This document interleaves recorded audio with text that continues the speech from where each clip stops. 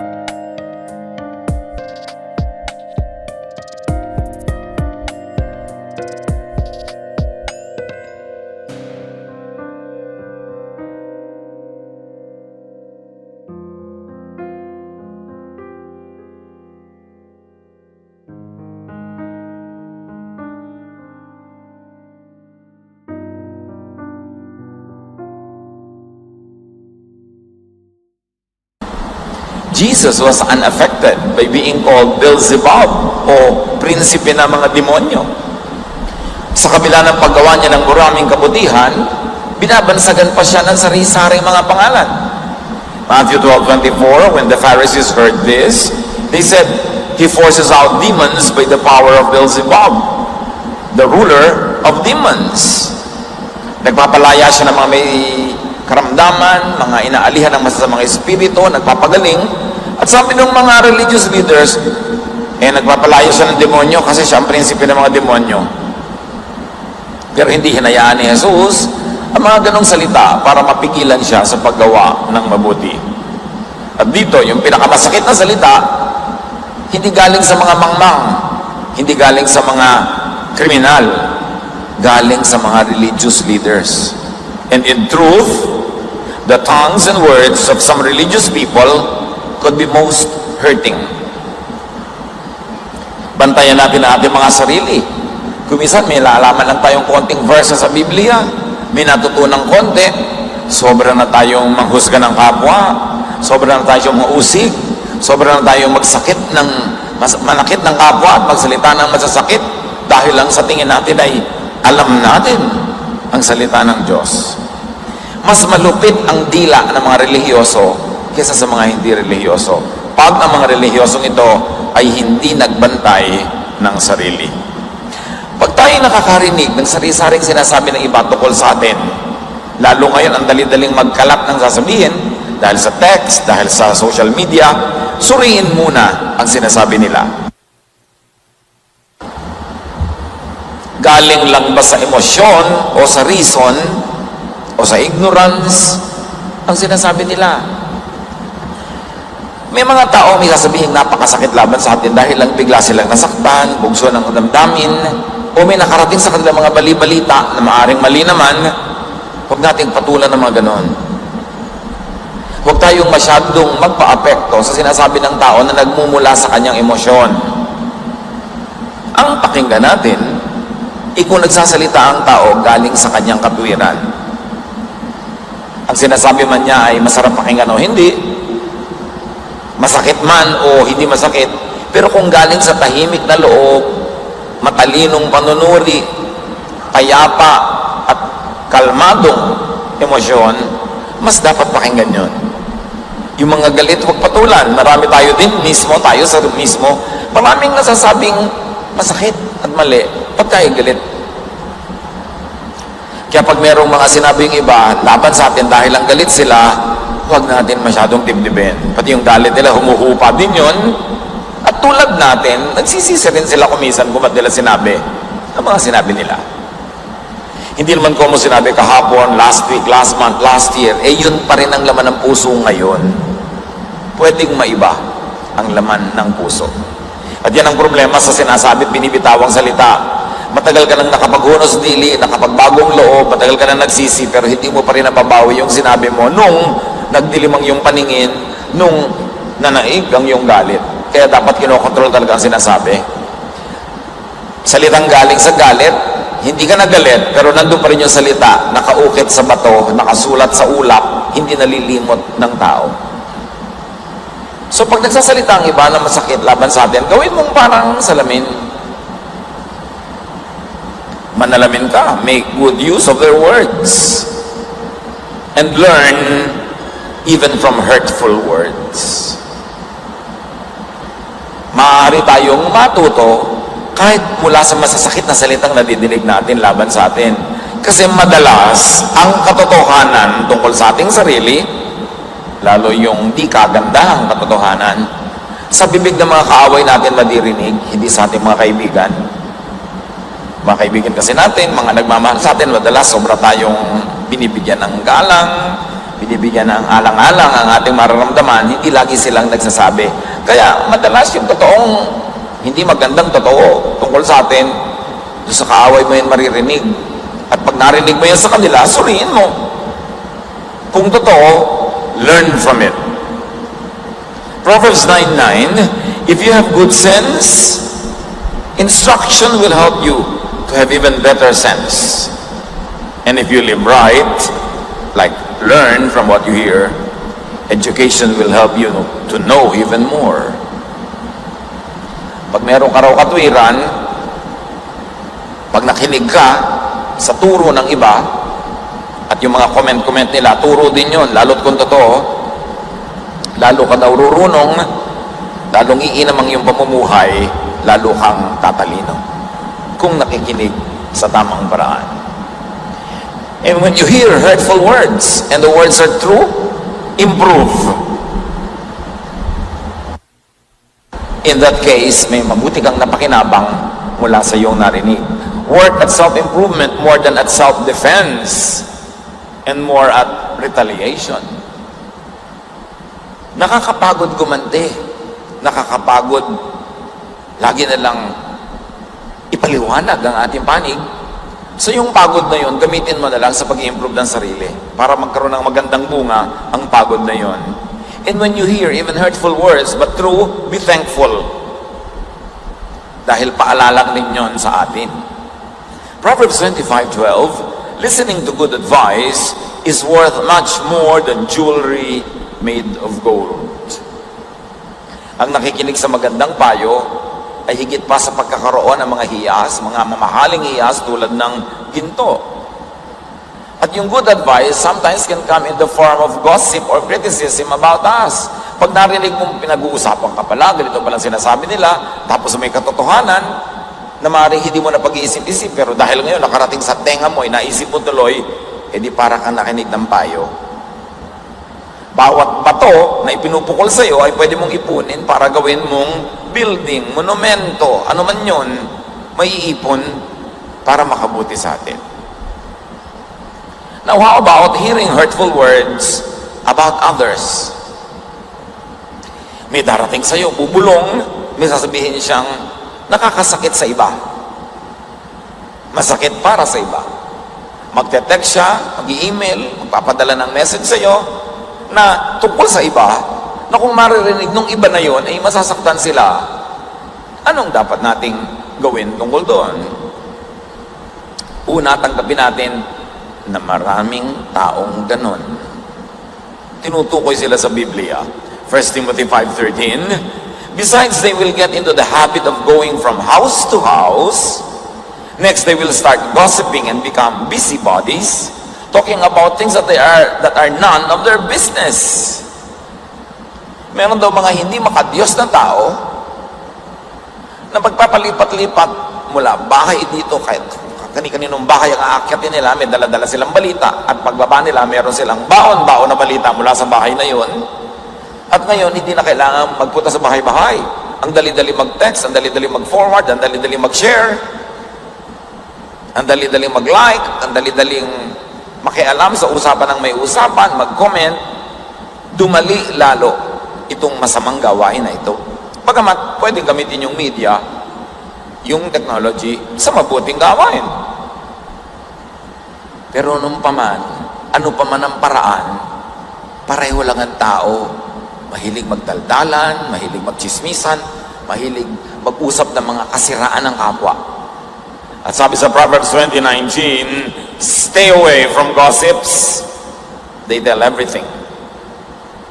Pag dumarating sa iyo ang isang tao na may dalang chismis tungkol sa iba, asahan mo pagtalikod sa iyo, ikaw naman ang chichismisin niya. Kasi ang chismoso at chismosa hindi namimili ng topic at taong pag-uusapan. At kung ikay dinadalhan ng balita, siguradong kukuhanan ka rin ng balita o gagawaan ng balita. Ang mga anak ng Diyos, ang mga matitinong tao, pag nakakarinig ka ng salitang makakasakit sa iba, pag nakakarinig ka ng paninira, pamimintas, you should examine it for objectivity and truth. Susuriin mo muna kung makatotohanan, kung totoo, kung mabuti, kung karapat-dapat na pag-usapan. Huwag maniniwala agad. Bawat tao na pwedeng lumapit at bumulong sa atin, bawat tao na alam ang ating cellphone number at pwede tayong i-text, alam ang ating email address, alam ang kung ano-anong paraan para tayo makontak, lahat ng yan dapat suspect natin na pwedeng magdala ng hurtful words. Hindi ko muna unang nagsabi sa'yo, kakampihan mo na. Hindi ko muna unang nag-text, nagbigay ng panig niya, siya na ang kakampihan mo. Habang hindi mo naririnig ang kabila, suspend judgment. Kahit mahal mo yung lumapit sa'yo, kahit kapatid mo, kaibigan mo, asawa mo, anak mo, magulang mo, kahit sino yon. May isusumbong yon, natural pag nagsumbong siya, siya ang bida. Natural yung kalaban niya ang kontrabida. Meron ka na bang narinig na nagbalitang, alam mo, nakipag-away ako kasi ang sama-sama ko eh. Kasi walang hiya ako eh. Kasi bastos ako eh. Siyempre laging iba ang masama. Iba ang bastos, iba ang walang hiya. Huwag kayong naniniwala agad. Suspend judgment until you hear the other side. Eh, ang tendency pa naman natin, pag nanay natin, anak natin, asawa natin, kaibigan natin na nagsalita, kampi tayo agad. Hindi ganun ang mga anak ng Diyos. Because God is truth. And the truth has at least two sides. Bihira naman yung one-sided truth. Kaya pag may nagkukwento, nagchichismis, naninira, huwag kayo agad padala. Suriin. Si Pablo nga, nagtuturo siya doon sa mga taga-Berea.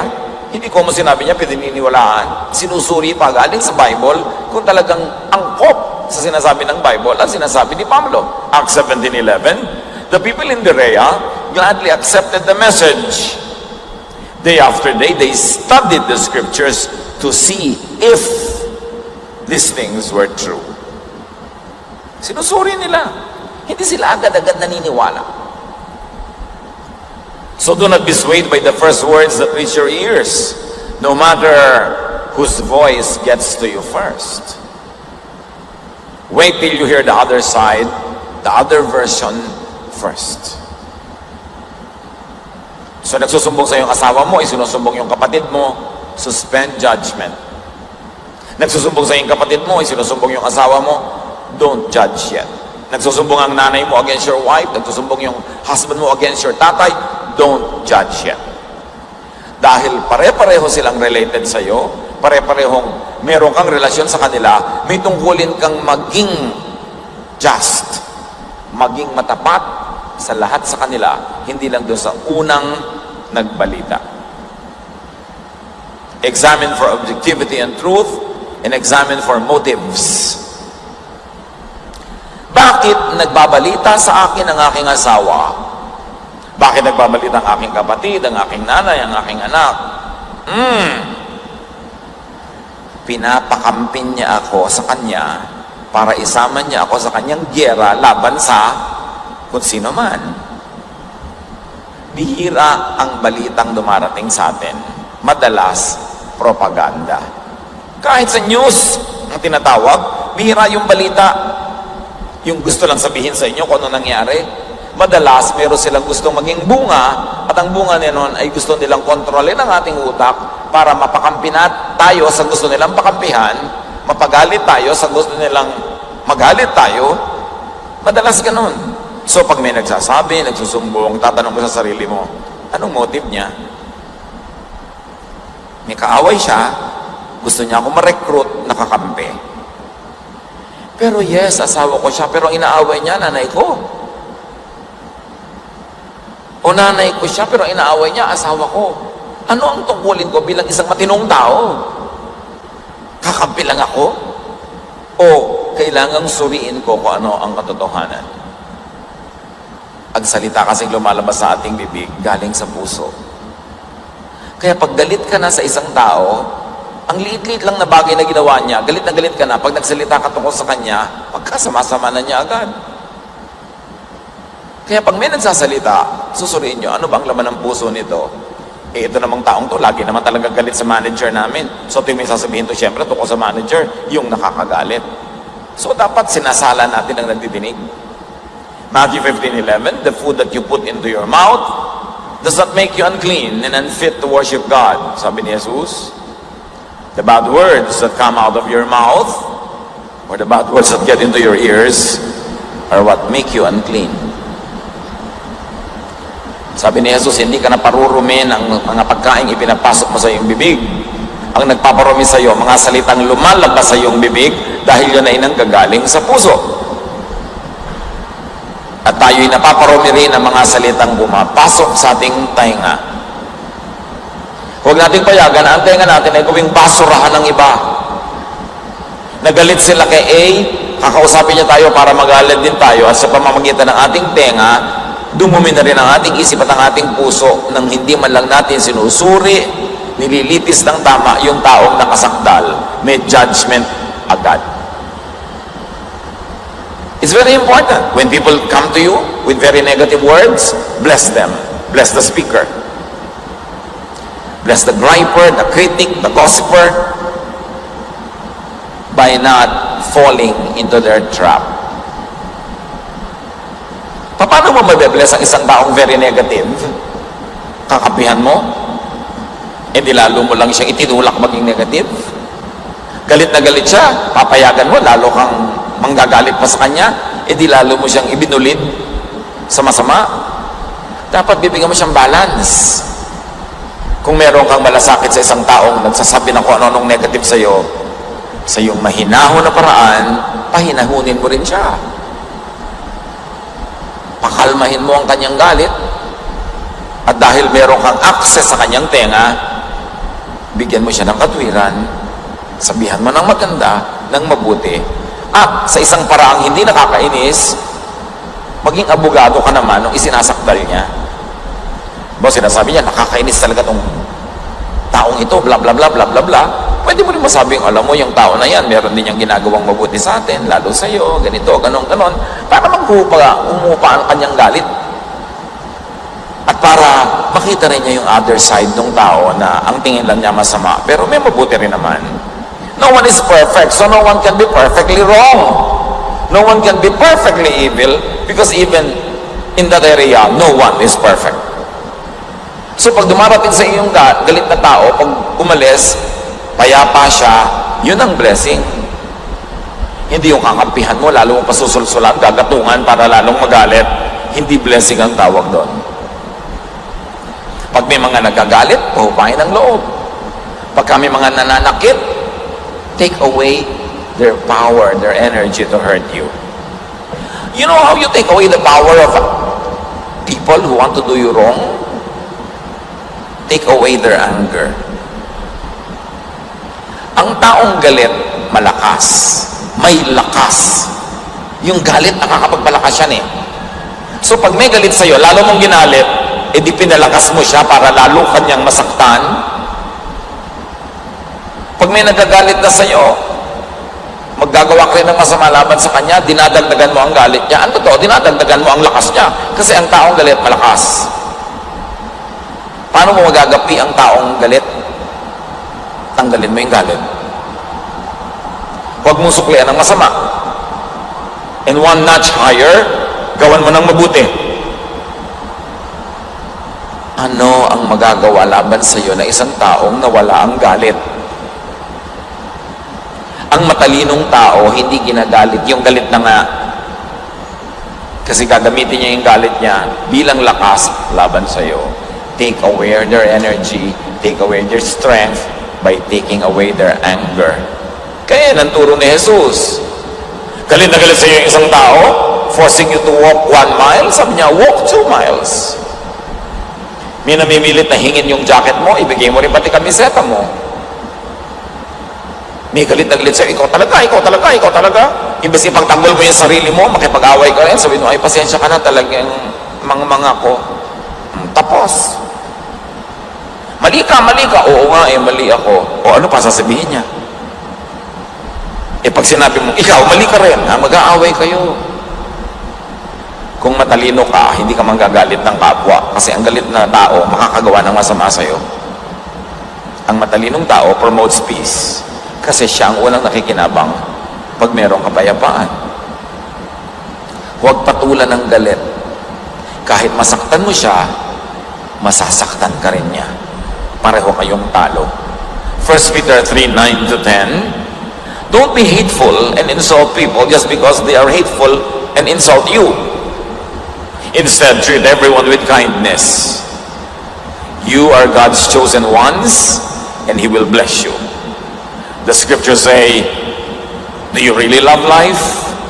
Do you want to be happy? Then stop saying cruel things and quit telling lies. Mahal mo ang buhay? Gusto mong payapa, tahimik? Gusto mong masaya? Tumigil ka ng kadadakdak. Tumigil ka ng pagsasalita ng masakit laban sa kapwa. Minsan sabihin kang masakit laban sa kapitbahay mo, may pakpak ang balita, may tainga ang lupa, makakarating sa kanya ang balita. Nagsalita ka ng masakit, gagantihan ka niya. Hindi katalinuhan, hindi pagwawagi ang magsalita ng masakit. Kasi ang bawat salitang binibitawan natin parang boomerang, babalik sa iyo. Kung talagang galit na galit ka rin, wala kang masabing mabuti, edi tahimik ka lang muna. At least wala kang ibinato na babalik din sa iyo. Yung mga bungangera, mga chismoso, mga reklamador, mga pintasera, maraming kaawayan. Gusto mo bang may kaaway ka? Di ba masarap, may kaibigan ka, tumutulong sa'yo? O hindi mo man kaibigan, hindi ka man tinutulungan, hindi ka naman ginagawa na masama. Learn! Ang mga mahilig makipagdaldalan, magsalita, magkomento, yan ang maraming kaaway. Hindi tahimik ang buhay, hindi masarap ang buhay. Matthew 5:43-44, sabi ni Jesus, you have heard people say, love your neighbors and hate your enemies. But I tell you to love your enemies and pray for anyone who mistreats you. Pag minahal mo yan, mamahalin ka rin niya. O kung hindi ka man niya mahalin din, at least hindi ka niya kakamuhian. That's one less enemy. Better, that's one more friend. Be wise. And then encourage and promote peace and kindness. Pagka merong dumarating sa atin na may mga masasamang balita, mga pangit na salita, imbes na gatungan mo siya, ayunan mo, payapain mo kanyang kalooban at himukin mo siya na maging mapayapa sa kanyang pamamaraan para matigil ang gulo. Pag pangit ang salita sa iyo, huwag mong sasabihan ng pangit din. Kasi hindi titigil yung pukulan, batuhan kayo hanggang pareho na kayong duguan. Pangit ang sinabi sa'yo, nasaktan ka, huwag ka muna kumibo. Kasi pag hindi ka naman kumibo, titigil na yun ang kababato eh. Pero pag hindi ka na kumibo, bumato pa rin, mga 2 o 3 beses din yun, titigil na. Pero habang bumabato ka, pagante, hindi rin siya titigil. The best answer to someone who says very wicked and unkind words is a kind answer or silence. Proverbs 15:1, a kind answer soothes angry feelings, but harsh words stir them up. Pag mabait, banayad, mahinahon ang iyong sagot, gaano man siya kagalit, huhupa din ang kanyang galit. Dahil ang kapayapaan at mapayapang sagot, nagtatanggal ng galit ng kapwa. Ephesians 4:29, stop all your dirty talk. Say the right thing at the right time and help others by what you say. Tigil na daw yung mga salitang walang katuturan, masasakit, marurumi, pangit, walang buting idudulot sa ating buhay. At pag tayo nakarinig ng mga salita laban sa iba, contain and bury hurtful words. Sa mga pangit at masasamang salitang nadidinig natin, ituring natin ang ating tenga na sementeryo. Pagpasok doon, baon, libing.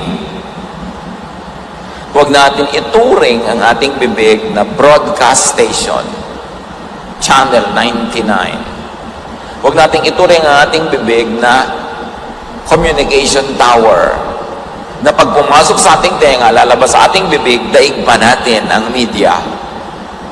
Dapat walang ganyanan. Listen, brothers and sisters. When you hear negative words about others, do not repeat or spread hurtful words. Pag narinig nyo na disente kayong tao, ibaon nyo na. Hindi yung, alam mo ba kung anong sabi niyan tungkol sa'yo? Naku ha, ikaw ay messenger from hell. Gagatungan mo pa, gagalitin mo. Bakit mo gagatungan? Bakit mo siya gagalitin? Anong mapapala mo? Ang apoy, kaya nagpapatuloy na maglagablab kasi merong fuel. Kung merong firewood, hagisan mo yung apoy na humihina na ang apoy, hagisan mo ng bagong kahoy, lalagablab ulit. Pero pag wala ka nang inilagay na bagong gatong, mamamatay na yung apoy. Parang kalan na wala ng gas, wala ng kuryente, titigil yon. So kayo, huwag maging gatong. Huwag na magdagdag sa balita. Huwag nang pahabain. Huwag nang pag-usapan. Huwag nang pahabain pa yan. Kumisa na magkakapatid, ang paboritong topic, mga hipag, mga bayaw. In a negative way, ha? Yun din mga hipag-hipag, mga pag nakikita-kita yung magbibilas na yan, ang topic yung magkakapatid na asa-asawa nila. So, nagpapadagdag lang yun ng galit, nagpapadagdag ng inis, hindi na solve ang problem. Hindi rin naman nagbabago yung taong pinag-uusapan nila, pero sila lalong nagkagalit, lalong lumulungkot.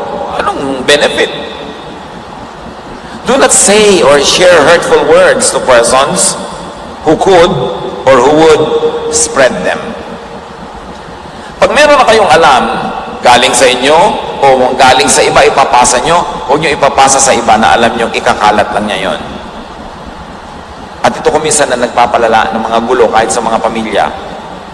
May sasabihin ka sa kapatid mo, tungkol sa isang kapatid pa, alam mo naman yung kapatid natin, ganyan, ganyan, ganyan. Tapos pagka siya na ang kausap doon, sabi niya, alam mo, sabi niya tungkol sa iyo.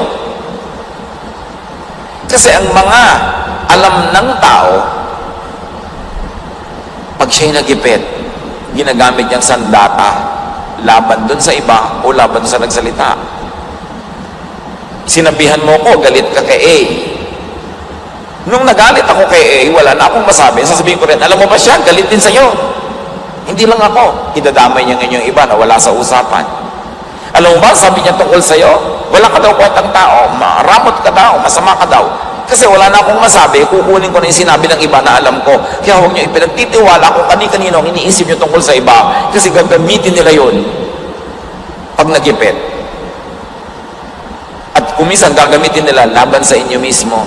Yung mga ipinagtapat nyo sa kanila, yung mga sinabi nyo sa kanila, oras na nais sila, nagalit sila, nagipit, gagamitin nila laban sa inyo. Ang matalinong tao, hindi daldal ng daldal tungkol sa iniisip niya. Kasi oras na ipinagtiwala mo ang iniisip mo sa iba, pwede nilang gamitin para sa kanilang sariling kapakinabangan. To prove lang nila na talagang tama sila, mali yung kausap nila, isasangkot ka sa usapan. Si ano nga, sabi, mali ka rin dalawa na kami nagsasabing mali ka. Wala ka kamalay-malay yung sinabi mo in confidence, yung ipinagtiwala mo, gagamitin niya behind your back para lang palakasin ang kanyang offense or defense. At yan ang nakaka-frustrate ko minsan. Taong pinagtitiwalaan mo, may sinabi ka, bilang malalaman mo, alam na ng iba. Kanino pa nanggaling? Hindi sa kanya.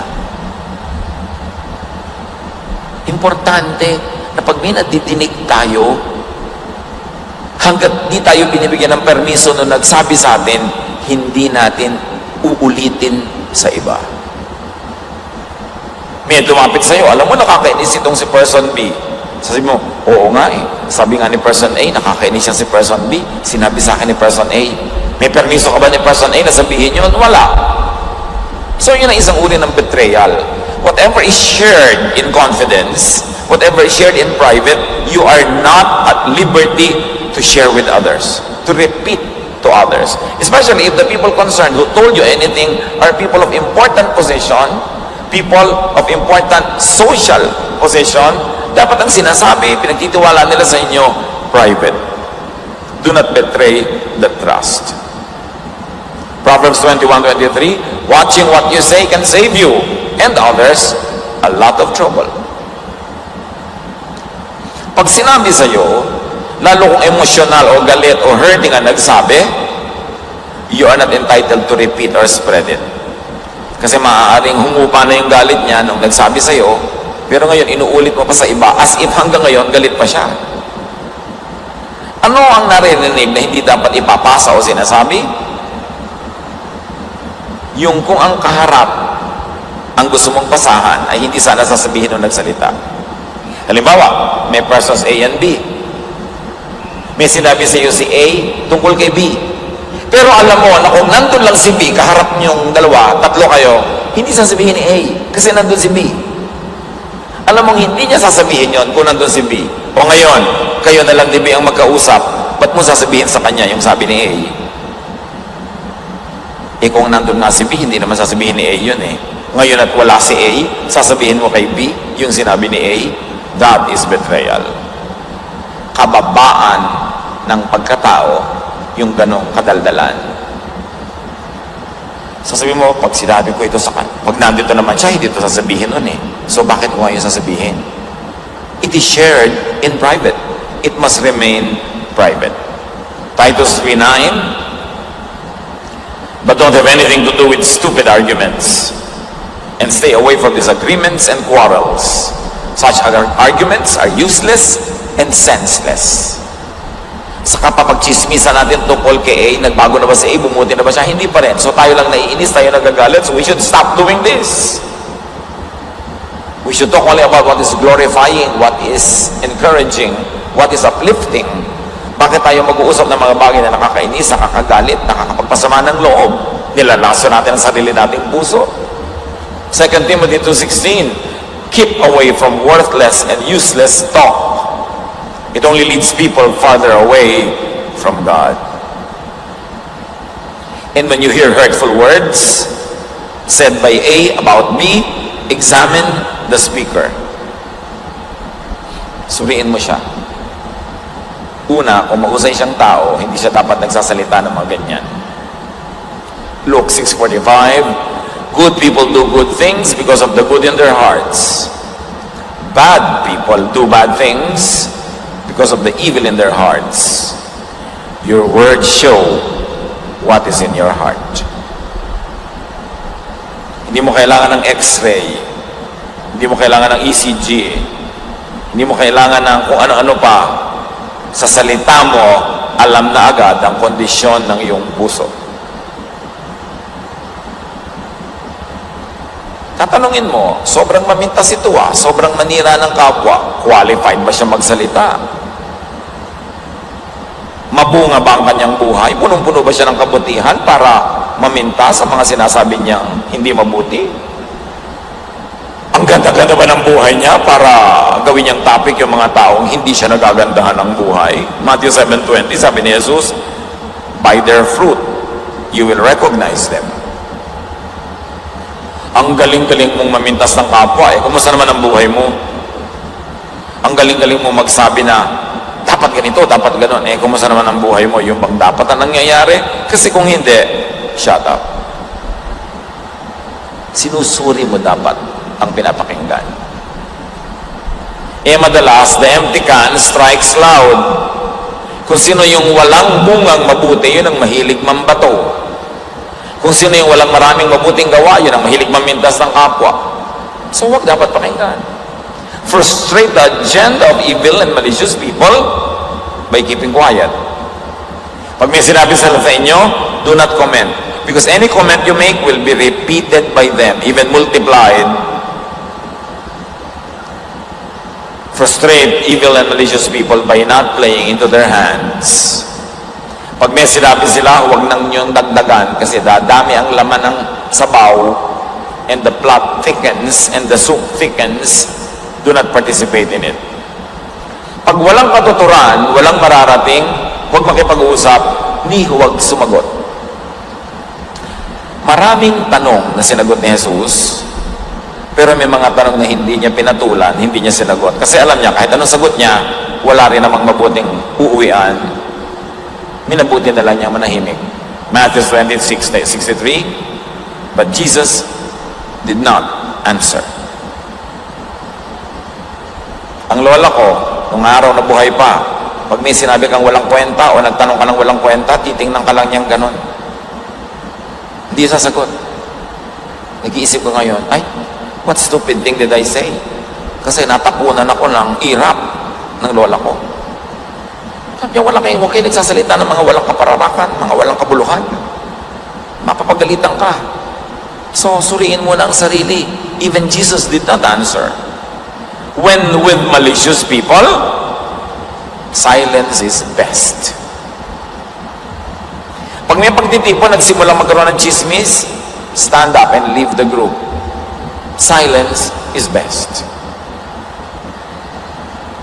But remember this, hindi naman ubod ng sama nung nagsasalita ng mga masasakit, nagchichismis. Minsan sila'y pasyente. Because most hurtful words are cries for help. Yung mga pintasera, chismosa, reklamadora, ang iingay, laging merong negative comment. Madalas ganun lang sila kasi ang buhay nila empty or hurting. Madalas sila din ay wounded. Kaya lang mali ang approach nila. Wounded na nga sila. Ang ginagawa pa nila, they wound others who would wound them back in return. Dumadami lang lalo ang sugat nila. Pero ang mga taong sobrang negative, usually marami yung unhappiness. Marami yan na discontentment. Kaya ganun ang utak. Luke 6:45, good people do good things because of the good in their hearts. Bad people do bad things because of the evil in their hearts.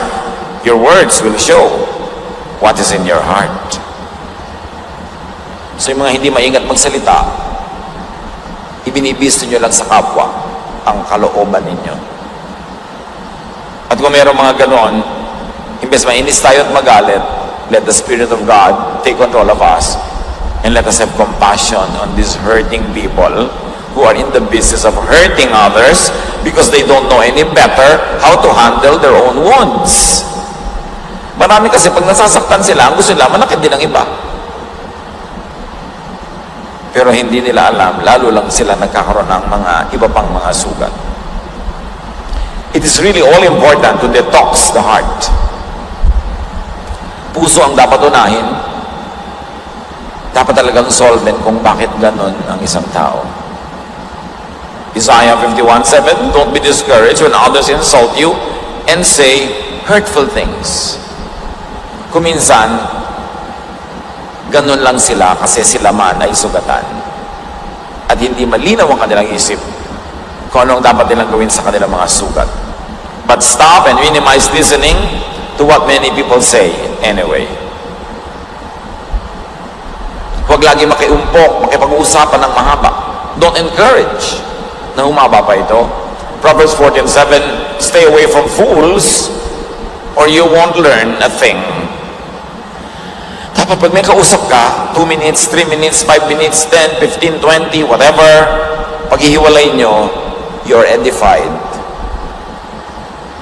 May natutunan ka, mas bumuti ang iyong pagkatao, gumanda ang pananaw mo sa mundo, may nalaman ka impormasyon, dapat gano'n ang kausap. Pag hindi nangyayari yon, you are wasting your time. Piliin ang konting taong pahahalagahan ang salita. Meron magsusumbong sa'yo, uy, sabi ni ganito, ganun ka daw. Sino ba yon? Okay, wala namang kwenta yun sa akin, so hayaan mo siya. Ano naman ang accomplishment doon nagsasabi? Ano naman nagawa niya sa buhay? Ano naman ang napatunayan niya? Wala. Wala pala. Ba't mo papahalagahan ang salita niya? Yung salita ng walang kwentang tao ay walang timbang at bigat. It must not be allowed to carry weight. At saka syempre, ang mga tao maraming sasabihin yan. Kumisar man ang sinasabi nila, sincere. Meron namang wala lang masabi. Magsasalita pa ng negative. Hindi naman galing sa puso. O kaya, ang dami sinasabi, pero mangmang kasi, kaya niya sinasabi yon. So, hindi lahat ng sinasabi ng tao pinapahalagahan. Ecclesiastes 7:21, don't listen to everything that everyone says, or you might hear your servant cursing you. Pagka ba nag-uusap ang ating mga empleyado, ang ating mga katulong, naku, pinupuri kaya tayo, pinagpipiyastahan. Huwag nyo nang asahan na pupurihin kayo. Mabuti kung pinupuri, pero kung madalas, hindi naman, huwag nyo nang asahan yun. Pag pinag-uusapan kayo ng mga taong naiinggit, anong inaasahan nyo? Purihin kayo? Yung tao lang na mahalaga sa inyo, ang papahalagahan nyo, ang salita.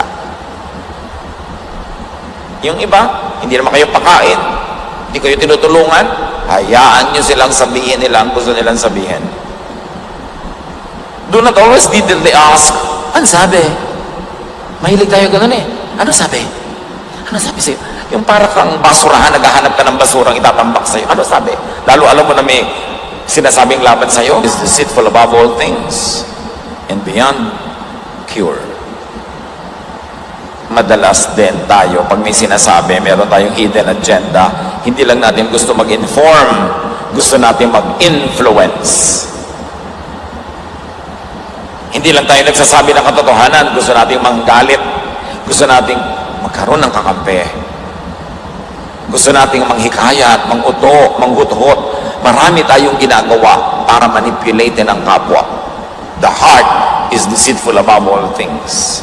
Kaya dapat lagi pinapasuri sa Diyos. Psalm 139, 23-24, look deep into my heart, God, and find out everything I am thinking. Don't let me follow evil ways, but lead me in the way that time has proven true.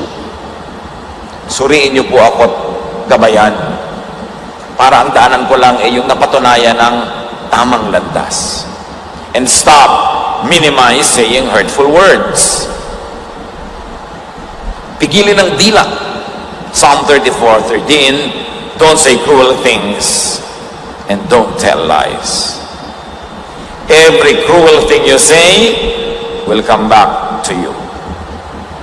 Pag tayo may sinasabi, mapakampi lang natin yung kausap natin, half-truth lang ang sasabihin natin. But a half-truth is also a half-lie. Pag kalahati lang na totoo sinabi mo, it means yung kalahating hindi totoo, hindi mo sinabi. Or hindi mo sinabi ang kalahating dapat ding sabihin. Kaya nga pag nanunumpa ka sa huwes, I swear to say the truth, nothing but the truth, the whole truth, all truth. Hindi ka half truth lang. Matthew 12:36, sabi ni Jesus, I promise you that on the day of judgment, everyone will have to account for every careless word they have spoken. At kung tayo ay may mga nasaktan na sa ating dila, make it up to people you have hurt. Say sorry. Pay. Restitute. Restore. James 5:16, if you have sinned, you should tell each other what you have done. Then you can pray for the one another and be healed. Remember, you have sinned, you will tell the offended person what you have done. Hindi yung, she had sinned, I will tell others about her sin. Hindi ganun. I tell only about my sin to the person I have offended. I am not in the business of talking about the sins of other people. Yun ang ayaw na ayaw ni Jesus. So let's move on to beautifying our words. Pagandahin. Because hurting words come from hurting hearts. Because ugly words come from ugly thoughts and feelings. Beautify your heart, so your words will be beautiful. Proverbs 12:18, sharp words cut like a sword, but words of wisdom heal. Ang salita ay pwedeng manakit at pwede ring magpagaling. Matthew 15:17-20, sabi ng Panginoon, don't you know that the food you put into your mouth goes into your stomach and then out of your body? But the words that come out of your mouth come from your heart. They are what make you unfit to worship God. Out of your heart come evil thoughts, murder, unfaithfulness in marriage, vulgar deeds, stealing, telling lies, and insulting others. These are what make you unclean. Yan ang nagpaparumi sa kaluluwa ng tao, mga salitang marurumi. So beautify your words by beautifying your heart first. Suriin ang puso, laging ipasuri sa Diyos, laging ipalinis, pantayan. Proverbs 4:23, carefully guard your thoughts because they are the source of true life. And very importantly, learn to reassign and to beautify words. Merong mga pagbibitaw na pangit, may maganda. Maraming beses, kahit ako mismo, meron akong gustong ipaimbita para makausap, meron akong gustong i-discuss, meron akong gustong sanang ipakiusap na gagawin nila. Sasabihin ko sa isang tao, pakiimbita mo dito si kuya ganon para makausap ko. Pagpunta niya doon, tawag kayo. Pangit agad ng bitaw. Diba? Yung masakit sa tenga, ha? Sino naman siya para ipatawag ako? Yung magagalit ka tuloy agad dahil pangit ang bitaw. Pag kayo namamagitan sa dalawang tao, si A may sinabi, patungo kay B, sikapin niyo ang pagsasabi niyo ang pinakamagandang paraan because you are a child of God, you should be an ambassador of peace. May bigay si A na pagkain kay B. Sabi ni A, ano, nagustuhan ba? Hindi. Napinasan pa.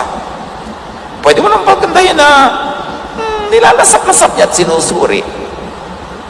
Pero para i-interpret mo in a very negative way, nanggagalit ka ng kapwa. At marami sa atin napaka-responsibleng messengers.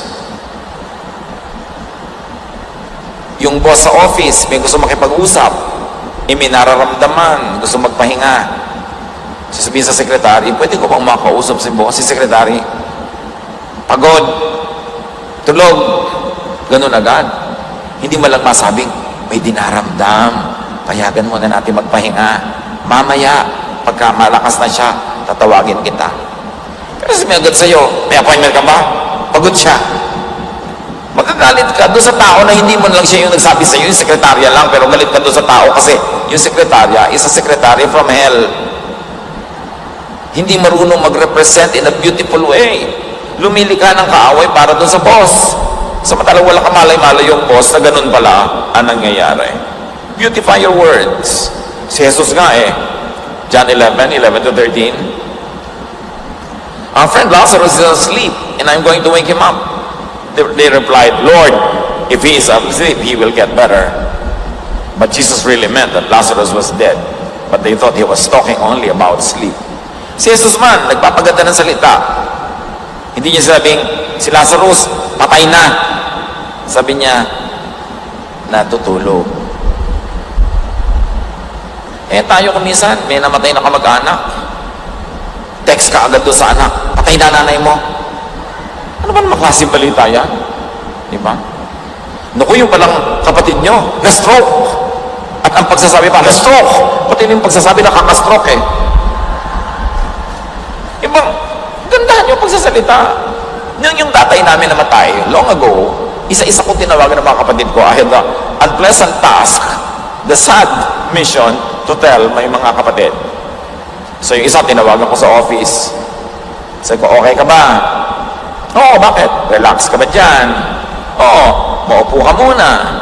Kasi nakaka-panlambot ang balita ko. Ano yun?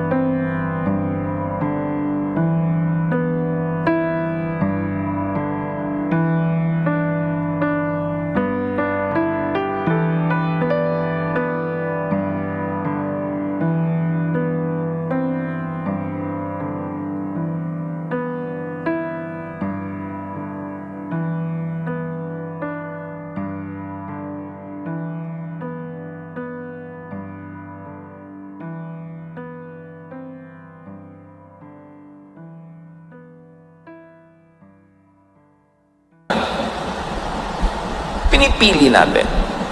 James 3:5, our tongues are so small, yet they brag about big things. It takes only a spark to start a forest fire. Isang maliit na apoy nakakapagsimula ng malaking sunog. Do not allow what some people think and say to hurt you too much. Otherwise, you would always hurt. Huwag tayo maging sensitive kasi lagi ka masasaktan. Proverbs 19:11, it's wise to be patient and show what you are like by forgiving others. At kung lagi kang napipintasan, nasasaktan, draw inspiration from some politicians, from some showbiz people, even some religious personalities or very visible persons. Lagi silang binabato, pero buhay pa rin. Magaganda pa rin, fruitful pa rin, masaya pa rin, business as usual. Huwag kayong magpalugmok sa salita ng iba. May kasabihan, stick and stones can break my bones, but words can never break me. Kung binato ako na totoong bato, masasaktan ako. Hinampas ako talaga ng napakalaking kahoy, masasaktan ako. Pero salita lang ng isang chismosa, salita lang ng isang commentator, ay, hindi yan nakakabali ng buto. Ganun dapat attitude mo. Sino ba may sabi? Siya. Siya lang naman pala Bayaan mo siya. Stick and stones can break my bones, but words can never break me. At meron akong isang natatandaan na nabasa ko nung high school. Sabi niya, don't bother yourself about a fair or stormy weather. Squalls or wind must sometimes whistle around. When people live together, some will smile and some will frown. But you need not mind them. Travel on as best as you can. Take them as you find them. Kasi pag may mga taong magkakasalamuha, nagkakahalubilo, may matutuwa sa iyo, merong hindi. May ngingiti, may sisimangot, hayaan mo lang sila. Huwag mo na silang ibigin na baguhin, papaniwalain sa iyo, hayaan mo sila, take them as you find them. Not everyone will like you. That's okay. What is important is that God likes you, and that God likes what you do, and that you like yourself,